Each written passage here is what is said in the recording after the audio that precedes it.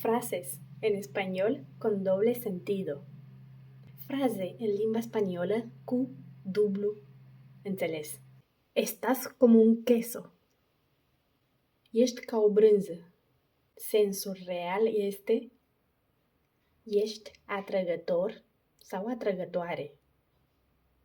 Es una forma graciosa de decir que alguien es muy guapo. Este o formă amuzantă de a spune cuiva că este foarte frumos. No te ofendas si te lo dicen. Nu te supăra dacă ți-o spune cineva. Tirar los tejos. Sensul literal. A arunca crenguțe. Sensul real.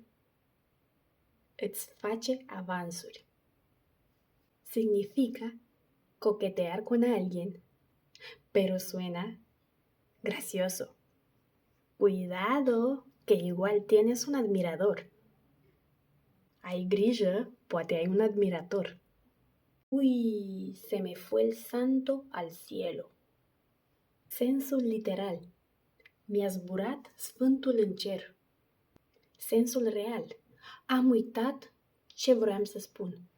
Se usa cuando olvidas lo que ibas a decir o hacer. Se folosește atunci când uiți ce vrei să spui sau să faci. A todos nos pasa. Ni se întâmplă tuturor.